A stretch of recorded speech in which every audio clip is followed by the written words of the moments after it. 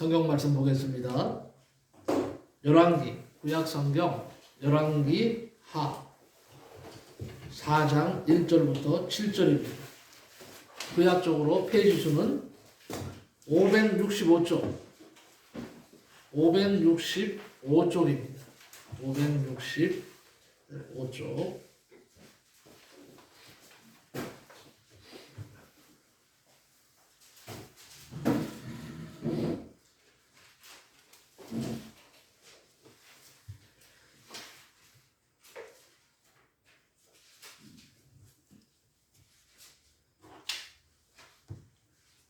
찾으신 줄 알고 열왕기하 4장 1절부터 7절 교독합니다. 제가 먼저 읽습니다. 선지자의 제자들의 아내 중에 한 여인이 엘리사에게 부르짖어 이르되 당신의 종 나의 남편이 이미 죽었는데 당신의 종이 여호와를 경외한 줄은 당신이 아시는 바니이다. 이제 빚준 사람이 와서 나의 두 아이를 데려다가 그의 종을 삼고자 하나이다 하니 엘리사가 그에게 이르되 내가 너를 위하여 어떻게 하랴 내 집 무엇이 있는지 내게 말하라. 그가 이르되 돼지똥의 집에 기름한 것을 여인은 아무것도 없나이다 하니 이르되 너는 밖에 나가서 모든 이웃에게 그릇을 빌리라. 빈 그릇을 빌리되 조금 빌리지 말고 너는 내 두 아들과 함께 들어가서 문을 닫고 그 모든 그릇에 기름을 부어서 사는 대로 옮겨 놓으라 하니라. 여인이 물러가서 그의 두 아들과 함께 문을 닫은 후에 그들은 그릇을 그에게로 가져오고 그는 부었더니 그릇에 다 찬지라. 여인의 아들에게 이르되 또 그들 내게로 가져오라 하니 아들이 이르되 다른 것이 없나이다 하니 기름이 곧 그쳤더라. 같이 읽습니다. 그 여인이 하나님의 사람에게 나아가서 말하니 그가 이르되 너는 가서 기름을 팔아 빚을 갚고 남은 것으로 너와 두 아들이 생활하라 하였더라. 아멘. 오늘 저는 본문 말씀을 통해서 복받을 만한 준비된 그릇인가 라는 제목으로 말씀을 나누며 은혜를 받고자 합니다. 아멘. 요새 보면 교회가 여러 가지로 많은 변화들을 예고하고 있습니다. 기도할 때마다 하나님께서 이제 새로운 길을 열어주시겠다 하는 그런 마음의 확신을 주십니다. 그런데요, 매주마다 느끼는 것이 하나 있어요. 한 주에는 성도들이 많이 나와서 기쁜데 또 한 주는 꼭 또 빠져요. 오늘도 보니까 많은 분들이 빠졌는데 12쌍곡선인가요? 어떨 때는 시, 어떨 때는 비, 이 속에서 계속 지금 나가고 있는 것 같습니다. 어쨌든 지금 분명한 것은 하나님께서 이 신성조항교회를 아름답게 쓰시고자 한다는 그런 사실 앞에 여러분 감사하시기 바라고 저를 위해서 또 우리 직분자들을 위해서 그리고 우리 교회의 부흥을 위해서 많이 기도해 주시기를 간곡히 부탁드립니다. 아멘. 오늘 말씀 제목이 뭐라고요? 복을 받은 준비된 그릇인가? 근데 우리 원지사님 멍해서 뭔 말씀하는 건가? 그런 거 아니죠? 네. 다 따라갑시다. 복 받을 만한 준비된 그릇인가? 제가 9월 가을이 오면서요 기도 제목에 하나 제일 앞에 등장시킨 것이 있습니다. 성도들에게 물질의 복, 경제의 복을 달라고 하나님께 간절히 기도하고 있습니다. 그런데 얼마 전에 기도를 드리는데 이런 마음을 주십니다. 목사야, 너의 기도를 들어주고 싶은데 걸리는 것이 있단다. 그것이 무엇입니까? 내가 주려고 해도 받을 만한 그릇을 준비하지 못했다. 그릇을 준비했어도 너무 그릇이 작으니 어쩌면 좋으냐? 그릇 좀 준비해라. 큰 그릇을 좀 가져라. 너무 작다. 자꾸 그런 마음을 주시는 거예요. 그래서 탄식하면서 가슴을 쳤습니다. 그리고 깊이 생각해 봤습니다. 나는 과연 복을 받을 만한 준비된 그릇일까? 자연스럽게 이 생각을 아니할 수가 없었습니다. 나는 복을 받을 만한 준비된 그릇일까?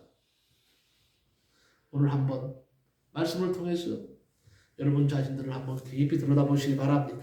그리고 큰 그릇, 이왕이면 큰 그릇을 준비하는 여러분의 삶이 되시기를 축복합니다. 아멘. 자, 오늘 본문 말씀으로 들어갑니다. 오늘 성경에 보면 여호사밧이 남왕국을 다스리고 아합의 아들인 여호람이 북왕국 이스라엘을 통치할 때에 이스라엘에서 활동하고 있던 선지자가 있었습니다. 그분이 바로 누구냐? 그분이 바로 엘리사라고 하는 선지자입니다. 오늘은 엘리사를 통해서 하나님께서 베푸신 여러 가지의 기적 사건을 좀 다루면서 이 기적 사건들을 통해서 우리에게 말씀하시고자 하는 것이 무엇인가? 이것을 살펴보는 겁니다. 이 기적 사건들은 모두가 다 선지자 엘리사를 통해서 이루어졌는데 왜 성경은 이 기적 사건을 우리에게 소개하는가 하는 것입니다. 이것은 선지자 엘리사를 통해서 주님의 능력, 하나님의 능력을 우리에게 알게 하기 위함인 것이 틀림없습니다. 하나님의 능력은 이처럼 오늘을 살아가는 성도들에게 하나님의 기적은 지금도 일어날 수 있음을 보여주기 위함인 줄로 압니다. 아멘. 그 기적의 주인공으로 살아가라고 하는 메시지가 담겨 있습니다. 자, 몇 가지 살펴보면 첫 번째 기적은 뭐냐? 바로 오늘 본문 말씀에 나오는 사건인데 준비된 빈 그릇에 기름이 차고 넘치는 기적입니다. 두 번째 기적은요. 8절부터 오늘 읽지는 않았지만 8절부터 나옵니다. 수넴 여인의 가정 이야기입니다. 수넴 여인은 주의 종을 잘 대접하다가 자기의 외동 아들이 죽었을 때 엘리사를 통해서 다시 살아나는 기적을 맛본 그런 사건입니다. 세 번째 기적은 38절부터 나옵니다. 길갈에요. 흉년이 들었습니다. 그래서 선지자의 생도들을 먹이기 위해서 큰 솥을 걸어놓고 굴을 끓이게 됐습니다. 그 공개를 위해서 어떤 한 사람이 채소를 키우다가 갖다 놓고 어떤 열매를 따가지고 국에 썰어 넣었습니다.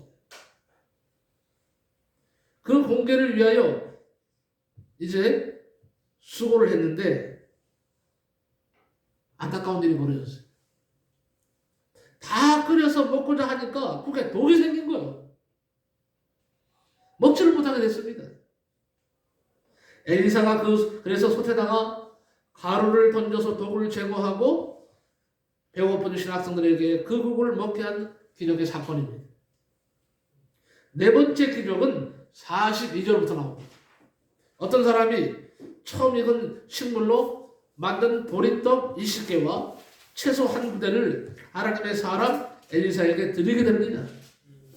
그랬더니 엘리사가 그것을 받아서 무리에게 주어서 먹게 하는데 놀랍게도 100명이 먹고 남는 풍성한 기적이 일어났습니다. 마치 오병이어의 기적인 것 같죠. 다섯 번째 사건이 사무엘하 5장 1절에 나오는데 그 유명한 아람나라 군대장관 나아만의 문둥병을 고친 사건으로 나와 있습니다. 교만을 내려놓고 겸손하게 하나님의 말씀대로 순종할 때에 기적이 일어난 것을 보여주고 있습니다. 마지막으로 여섯 번째 사건이 뭐냐? 사무엘하 6장 1절부터 나오는데 엘리사와 그 생도들을 위해서 집을 짓겠다고 나선 어떤 사람이 그만 나무를 벨 때에 필려온 도끼를 물에 빠뜨려 버립니다. 안타까운 모습을 보고 엘리사가 나뭇가지를 베어서 물에 던졌더니 쇠로 만든 도끼가 물 위로 떠오르게 되었습니다. 그래서 다행히도 도끼를 건진 사건이 나옵니다. 자, 그렇다면 지금도 하나님께서 베푸시는 이런 기적이 나타날 수 있을까요? 없을까요? 있습니다. 하나님은 살아계신 하나님이시기 때문에 알파와 오메가 되시는 하나님, 지금도 우리와 함께 하시는 하나님이시기 때문에 이런 기적이 나타날 수 있다 하는 겁니다. 여러분, 신앙생활 하시면서 한번 하나님 주신 이런 기적을 맛봐야 되지 않겠습니까? 권지사님, 안 그렇습니까? 김지사님, 안 그렇습니까? 이런 기적을 맛보셔야죠. 초자연적인 기적의 역사는. 여러분 모두가 다 이런 신앙생활을 잘 하셔서, 기도 많이 하셔서 이런 기적을 다 체험하시기를 축복합니다. 아멘. 자, 그러면 이런 일이 어떻게 일어났냐? 하나님은 준비된 사람을 쓰신다. 한번 따라합시다. 하나님은 준비된 사람을 쓰신다. 준비된 사람을 쓰신다. 아주 중요한 말이야. 준비한 사람을 찾고 있어요. 오늘도 찾고 있습니다. 하나님은 준비한 사람을 축복하신다. 아무리 마음으로 원해도 여러분 준비하지 않으면 받지 못하는 겁니다. 쓰임받지를 못합니다. 아무리 문제가 심하고 어려워도 은혜의 그릇을 준비하면 하나님이 그 위에 축복을 내려주십니다. 여러분, 제가 시인이라는 것은 여러분들이 다 아실 겁니다. 2005년도에 문해사조를 통해서 동풍이라는 시가 당선되어서 문단에 데뷔를 했습니다. 올해 16년 차 시를 쓰는 시인입니다. 시에 대한 캐리어도 잘 쌓아가고 있습니다. 그동안 청리문학회에서 오랜 기간 활동을 했습니다. 지금은 나가지는 않고 있지만 오랫동안. 그리고 인터넷과 문해사조, 문해지의 제시가 많이 알려졌고 문학 공모전의 상을 여러 번 받았습니다. 그렇지만 교회와 성도들을 돌보는 것이 내가 할 일임을 분명히 알기에 문학 활동을 잠시 이 일을 위해서 접었습니다. 그러나 시를 쓰는 습작하는 끈은 한 번도 내려놓지 않았어요. 아무리 힘들고 어려워도 바빠도 틈틈이 지금까지 계속 시를 써왔습니다. 아무리 바쁘고 힘들어도 시를 쓰는 준비를 잊지 않았다는 거죠. 올해가 가기 전에 부부 시집을 내려고 지금 준비하고 있습니다. 이렇게 지내오다 얼마 전에 초심으로 돌아가기로 했어요. 그래서 시사문단이라는데 우리 금난영 사모를 제가 잘 가르쳤거든요. 시를. 금난의 시인이잖아요. 근데 어느 날 그러는 거예요. 여보, 나하고 같이 시사문단에서 활동합시다. 다시 합시다. 자꾸 그러는 거예요. 그런데 사실은 제가 그만한 마음이 좀 있었어요. 아니 내가 지금 16년을 지금 시를 쓰고 있는 그런 등단한 시인인데 시사문단에서 다시 들어가서 다시 꼬봉 노릇하라고? 속으로 그런 생각이 들었어요. 아니 꼬봉이라는 건 다른 건 아니라 이제 뭐 신으로 들어가야 되잖아요. 다른 문단에 가면. 그래서 솔직한 적으로 사모님 죄송합니다. 사실 그랬어요. 제 마음이. 아니 시를 쓰는 베테랑이 이제 신으로 들어가서 어느 문단에 가서 이제 신의 노릇 한다는 건 있을 수 없어. 여보 아무리 그래도 안 할 거야. 그런 마음이 있었는데 어느 순간인가 이것도 기도하는 가운데 생각이 들어요. 야 이거 막 그만 좀 벌어라. 항상 새로운 것을 위해서는 항상 신인의 마음, 초심으로 돌아가야 된다. 그런 마음을 주셨어요. 그래서 시사문단에 그러면 뭐가 있느냐 그랬더니 신인 문학상이 있다는 거예요. 거기 한번 공부 한번 해보라는 거예요. 신인 문학상에. 내가 이제 신인 문학상에? 그래도 그렇게 신인 문학상에 당선이 돼야 시사문단에서 여보 활동할 수 있어. 그런 마음으로 좀 한번 해봐. 그래. 그럼 한번 해보자. 그래서 시사문단에 제 시를 근래에 쓴 시를 5편을 보냈어요. 바로 그 다음 날인가요? 그날인가 그 다음 날인가? 그날로 전화가 왔어요. 그날로. 제가 인터넷을 통해서 이메일로 보냈는데 그날로 연락이 왔어요. 편집장한테. 연락이 왔는데 선생님 시가 너무 좋아요. 대표가 맞아. 거기에 시사문단의 대표가 직접 저한테 전화를 했어요. 시가 너무 좋다는 거예요. 그러면서 뭐 거두절미하고 선생님 시를 신인문학상으로 들여서 당선시키기로 했습니다. 우리 모든 심사위원들이 그렇게 결정을 했습니다. 아니 시를 보내는데 오전에 보냈는데 그날 저녁 때쯤 연락이 왔어요. 그래서 일단은 제가 수락을 했어요. 아유, 감사합니다. 저에게 변변찮은 말로 그랬겠죠. 변변찮은 시를 심사위원들이 뽑으셔 저를 신인문학상 당선자로 만들어 주시고 감사합니다. 앞으로 제가 시사문단에서 활동을 하면서 제 시도를 많이 올리겠습니다. 이 말씀을 드리는 것은요, 제가 만약에 시 쓰는 이 습작을 준비하지 않았다면 저는 시를 씁니다. 자기 전에 거의 한 편의 시는 머리에 항상 담고 있어요. 저는 본능적으로 시를 쓰는 게 탁월하는 거예요. 그렇게 계속 습작을 해놓고 습작을 해서 옮겨놓습니다. 그런 다음에 시간 될 때 정리를 합니다. 시를 한 편씩 한 편씩. 지금 부부 시집 만들려고 제가 55편을 써놨어요. 시를. 우리 금나영사모 한 30편 정도를 좀 가까이 쓴 걸로 내가 알고 있는데, 그래서 시집을 내려고 하는데, 중요한 것은 뭐냐? 준비되면, 여러분 준비가 되면 어디에 가도 어디에 내려가도 누가 뭐라고 해도 거기에서 통한다는 사실입니다. 통합니다. 준비가 안 돼 있으면 안 통하지만 준비가 되는 자는 못 막아요. 준비가 되는 자는요 못 막습니다. 마찬가지예요. 우리는 복을 받기 전에 먼저 준비하는 자세를 가져야 됩니다. 미리 믿음으로 준비하고 신앙으로 훈련받고 말씀으로 은혜 받으면 하나님은 오늘도 축복하시고 기적을 베풀어 주시는 줄로 믿습니다. 자, 오늘 본문은 엘리사 선지자가 생도의 과부에게 빌려온 빈 그릇이 가득 찰 때까지 기름이 떨어지지 않는 기적을 베푼 사건을 다루고 있습니다. 당시 북왕국 이스라엘의 여호람 왕이 통치하던 시절이었는데 이 아람 나라가 계속 침입해 오는 거예요. 그래서 나라가요 어지러웠습니다. 점점 쇠퇴해져 가고 있었습니다. 백성들은 살기가 어려워졌어요. 그런 가운데 선지자 생도 한 명이 두 아들과 빚을 남긴 채 그만 죽고 말았어요. 과부가 된 생도의 아내는 이 빚쟁이 빚쟁이에게 빚 독촉을 받기 시작합니다. 이 체주는요, 그 여인이 혼자 빚을 갚는 것이 힘들다고 판단을 하고 찾아와서 이스라엘의 풍속대로 빚 대신에 두 아들을 데리고 가겠다고 이렇게 말을 하는 겁니다.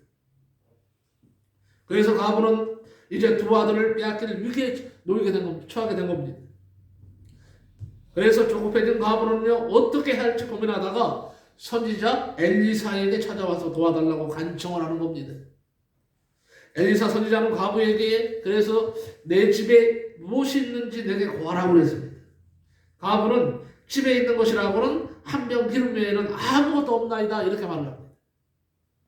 그러자 선지자는 너는 밖에 나가서 모든 이웃에게 그릇을 빌리라.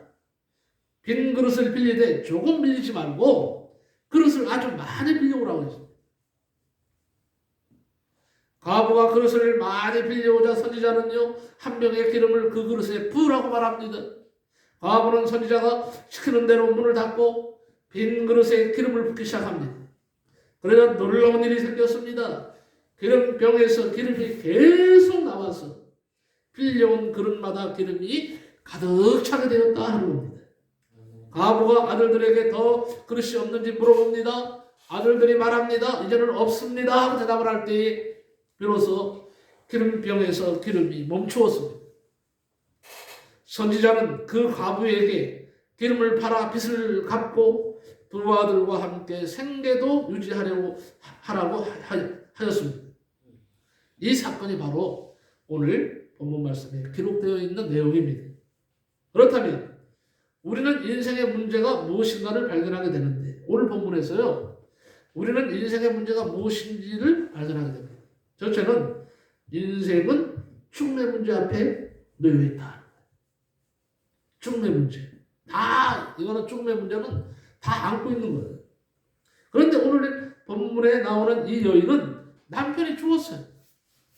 가정의 한마디로 말하면 기둥을 이뤘습니다.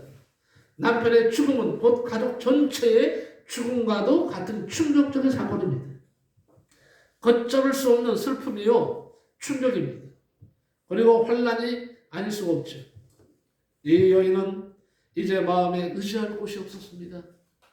그리고 육신 생활도 결정적인 어려움이 찾아오게 되었습니다. 인생은 이 죽음의 문제 앞에 슬퍼하면서 떨고 있는 것입니다. 갑자기 닥쳐오는 이 환란이 곧 죽음이고 청하지 않아서나 찾아오는 것이 곧 죽음이에요. 이 문제는 믿음이 아니면 해결할 수 없는 문제이기도 합니다. 두 번째는요, 옛날이나 오늘날이나 이 물질 문제가 문제예요. 여러분은 물질 문제를 안 겪어보셨습니까? 오늘 아마 살아가시면서도 물질의 문제 때문에 고민하시는 분 있을 겁니다. 저도 사실은 물질의 문제 때문에 고민하고 있거든요. 이 여인은 남편을 잃은 슬픔이 없어지기도 전에 빚쟁이가 찾아와서요. 빚을 갚으라는 거예요. 못 갚으면 너의 두 아들을 데려가겠다는 거예요. 노예로 삼겠다는 거예요. 데려가서. 종으로 삼겠다는 거죠. 먹는 문제, 쓰는 문제 등의 물질의 문제는 사람에게 언제나 공존한다는 사실입니다. 의식주 문제는 가장 인간에게 있어 실질적인 문제라고 아니할 수가 없습니다. 물질 때문에 많은 시험을 받았는데 그 시험을 극복한 자도 있지만 우리 주위에는 넘어진 자도 너무 많습니다. 물질은 인생의 삶에 있어서 중대한 관심사가 아닐 수 없습니다. 돈을 버는 것도 중요하고 쓰는 것도 다 중요합니다. 감리교 창시자 요한 웨슬리 목사님은요, 돈을 힘껏 벌라 그랬어요. 그리고 저축하라. 그리고 그것을 하나님의 영광을 위해서 사용하라 그랬어요. 그리고 또 하나의 문제는 뭐냐? 사랑하는 자녀의 문제가 심각합니다. 오늘 이 시대에도 가정에서 있는 가장 큰 아픔 중에 하나가 이 자녀 문제예요. 이건 부인할 수가 없습니다. 채주가, 빚쟁이가 빚을 못 갚을 경우에는 두 아들을 전당물로 데려가겠다는 거죠. 갚을 때까지. 참으로 부모된 자는 견딜 수 없는 고통인 거죠. 만약에 우리 기룡이나 우리 아들 현웅이가 노예로 팔려간다고 생각하면 우리 김나는 사모나 저는 견딜 수가 없을 거예요. 아들이 지금 노예로 팔려간다면 그게 견딜 수 있는 문제입니까? 부모에게 그것처럼 큰 아픔이 어디 있겠어요? 오늘날 얼마나 많은 사람이 자녀 문제를 걱정하는지 모릅니다. 우리의 문제입니다. 두 번째는요, 그러면 어떤 사람이 기적을 체험할 수 있느냐 하는 것이죠. 어떤 사람이 기적을 체험하느냐? 몇 가지만 말씀드리고자 합니다. 첫째는요, 기도하는 사람이에요. 기도하는 사람이 돼야 돼요. 선지자의 생도의 아내 중에 한 여인이 엘리사에게 부르짖어 이른데 그랬어요. 한 여인이 엘리사에게 부르짖는 행동은요, 우리가 하나님 앞에 나와 부르짖고 기도하는 것을 말합니다.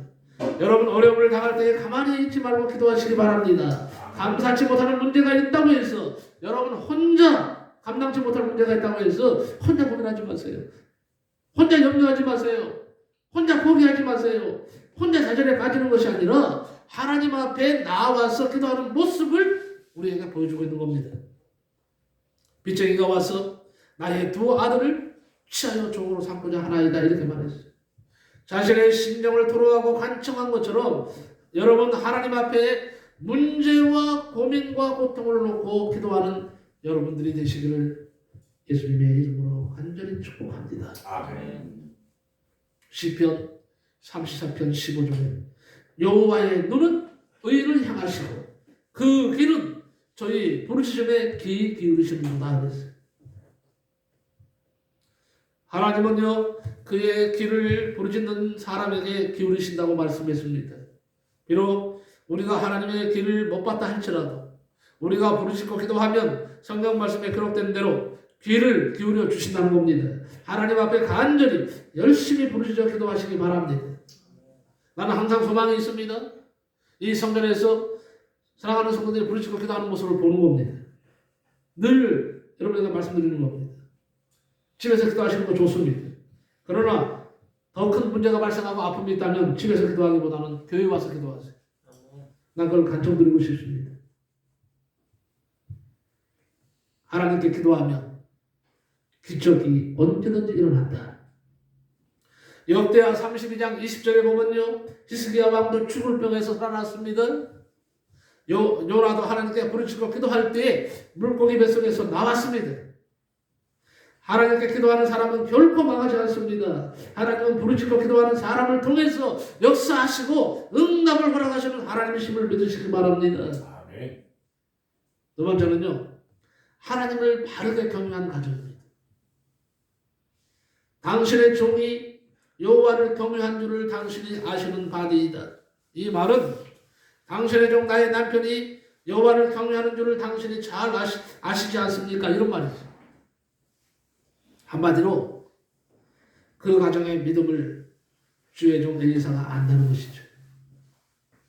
그때나 지금이나 믿음은 여자들이 더 깊습니다. 제가 남자가 믿음이 깊으냐? 물론 남자도 깊은 믿음이 깊은 분이 있죠. 여자도 깊은 분이 있죠. 대체적으로 보면요, 따지자면 남자보다는 여자들이 더 믿음이 좋습니다. 남자분들 좀 기분 나빠도 어쩔 수 없네요. 성경이 그래. 성경에 보면 대부분의 큰 일을 한 분들이 다 여자분들이요. 응? 예수님을 끝까지 따랐던 분들이 남자가 아니요, 여자분들이에요. 부활할 때 제일 먼저 만난 사람들이 누굴까요? 남자예요, 여자예요? 예수님이. 여자예요, 여자. 여자분들 힘내시기 바랍니다. 힘내세요. 정말 힘내세요. 예수님은 그래서 여자분들을 더 사랑하세요. 남자보다는요. 난 그렇게 보고 있어요.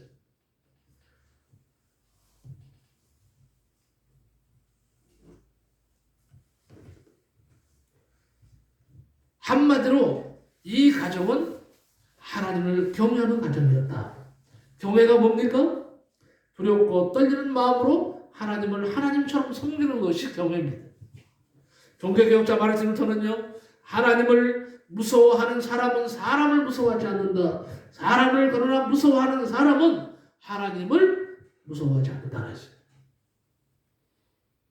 여러분, 사람을 무서워해야 할까요? 하나님을 무서워해야 할까요? 뭐 답은 여러분 너무 잘 아시니까. 사람이 볼까봐 무섭고, 사람이 알까봐 무섭고, 사람이 들을까봐 무섭습니다. 사람을 그렇게 무서워합니다. 그런 사람을 하나님이 과연 사랑하시겠느냐 하는 겁니다. 그런가 하면 하나님을 무서워하는 사람은요, 사람을 무서워하지 않습니다. 하나님은 사람이 몰라도 전부 알고 전부 듣고 전부 보고 계시는 하나님이십니다. 어째서 자꾸 우리가 하나님을 썩으려 하는지 모르겠어요. 그러므로 그 하나님을 두려워하는 그 경외함으로 사는 믿음이 진짜 제대로 된 믿음이요, 질 좋은 믿음이요, 건강한 믿음인 것입니다. 세 번째는요, 하나님은 현재 가진 것, 있는 것으로 축복하십니다. 내 집에 무엇이 있는지 내게 고하라. 저가 이르되 계집종의 집에, 여종의 집에 한 병 기름 외에는 아무것도 없나이다 그랬어요. 엘리사는 이 가우에게 묻습니다. 내가 가진 것이 무엇이냐? 예, 기름 한 병만 남아 있습니다. 그 가부는 기름 한 병뿐이라고 대답을 합니다. 그에게 남아 있는 것이 바로 그 기름 한 병뿐이었기 때문이죠. 여러분, 우리 인생의 고민이 바로 여기에 있습니다. 왜 내게는 한 병에 기름밖에 없을까? 좀 많이 있으면 좋을 텐데. 왜 나에게는 넉넉한 물질이 없을까? 왜 나에게는 좀 남들처럼 넉넉한 건강이 없을까? 또 왜 나에게는 능력이 이렇게 많지 못할까? 다른 사람은 재능도 많은데 왜 나는 이처럼 재능도 별로 없을까? 기름이 한 명뿐이라고 하는 말을 들은 엘리사가 뭐라고 합니까? 겨우 그것뿐이냐? 이렇게 말했습니까? 이렇게 말하지 않았어요. 그것으로 안 된다고 말하지 않았습니다. 그것으로 충분했기 때문입니다. 오늘 우리의 마음속에도 기름 한 명의 고민과 기름 한 명의 한계들을 다 가지고 있더라 하는 겁니다. 그러나 주님께서 우리에게 말씀하십니다. 너희의 그 한 병으로 충분하다. 너희의 그 한 병으로 충분하다고 지금 하나님이 말씀하십니다. 하나님은 없는 것을 통해서 역사하시는 하나님이십니까? 아닙니다. 하나님은 없는 것을 통해서 역사하시는 것이 아니라 있는 것을 통해서 역사하시는 하나님이신 줄로 분명히 믿으시기 바랍니다. 하나님은 나토깨비가 아니요. 도깨비 방망이가 아니요. 하나님은 돈 나와라 뚝딱 하면 무조건 주시는 하나님이 아니시라 이 말입니다. 이 여인은 집에 기름 한 명만 있다고 했어요. 자, 이 기름은 성경에 보니까 원어적으로 보니까 향유, 감람유로 되어 있어요. 이 감람유는요 식료품인데 식료품으로 쓰고 등불을 켜는 데도 쓰고 제사를 드릴 때도 쓰고 의약품, 화장품, 일상생활에 절대 필요한 필수품이에요. 그러니까 그 기름 한 병 정도는 어느 가정이나 다 사실은 가지고 있는 겁니다. 여러분 없다고 못한다고 부정적인 생각만 하지 마시고 하나님 내게 있는 것을 통해서 하나님께 영광 돌리게 하여 주시옵소서 하고 하나님 앞에 담대하게 나가시기 바랍니다. 아멘. 건강이 있으면 건강 가지고 나가세요. 건강이 없으면 없는 대로 나가세요. 재능이 있으면 그 재능 가지고 나가시면 되고 믿음 가지고 주님께 드리시기를 바랍니다. 이런 대로 드리면 돼요. 오병이어의 기적도 한 아이가 가지고 있는 보리떡 5개와 물고기 2마리를 예수님께 바쳤을 때에 주님께서 축사하시고 그것을 통해서 5,000명을 먹이고 12왕들을 나누셨습니다. 하나님께서는 있는 것을 통해서 역사하시는 하나님이시다. 그러므로 우리가 첫 것, first, 첫 것을 드리는 마음으로 해야 돼요. 가장 좋은 것, 베스트라고 하죠. 최고의 것, 가장 좋은 것을 하나님 앞에 드려야 합니다. 그리고 마지막 것, 라스트, 하나밖에 없는 것이라 할지라도 하나님 앞에 드리는 정신이 있을 때 이것이 바로 준비된 그릇인 겁니다. 아멘. 이것이 바로 준비된 그릇으로서 하나님 앞에 쓰임받을 수밖에 없는 조건입니다. 하나님은 오늘 우리에게 그릇을 준비하라고 하십니다.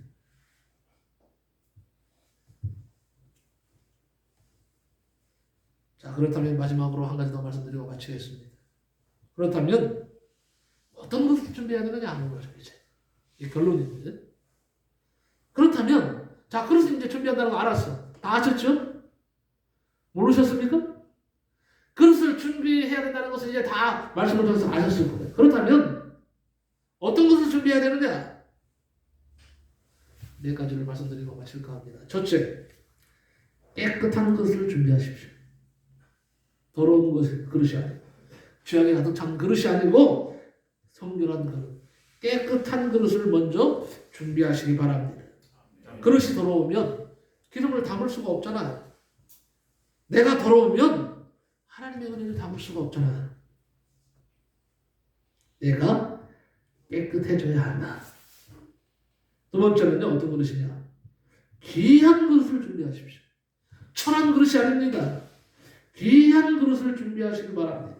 여러분, 우리는요, 사실 다 귀한 그릇들이에요. 왜? 예수 그리스도의 피로 값주고 산 그릇이기 때문에 우리는 귀한 그릇이에요.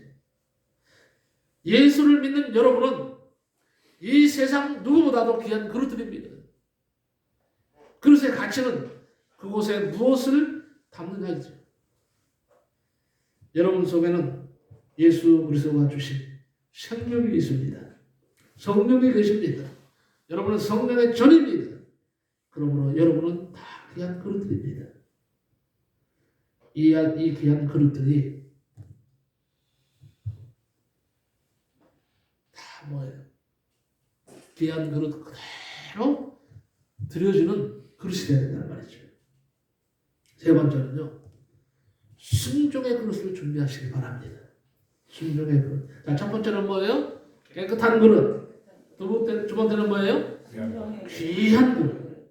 귀한 그릇이 되어야 된다. 세 번째는 순종의 그릇이 되어야 된다 하는 겁니다. 그 여인은 이해가 되지 않았지만은 나는 몰라도 하나님의 뜻이 있는 줄 알고 믿음으로 순종의 그릇을 준비했습니다. 근데 순종한 대로 풍성하게 채워졌습니다. 홍해 앞에서도 순종의 그릇을 준비했더니 홍해가 갈라지는 길이 났어요. 여리고성 앞에서도 믿음으로 순종의 그릇을 준비했더니 초롱성 같은 여리성이 완전히 무너졌습니다. 네 번째는요. 사랑과 선행의 그릇을 준비하시라 이 말입니다. 사랑과 선행의 그릇을 준비하라.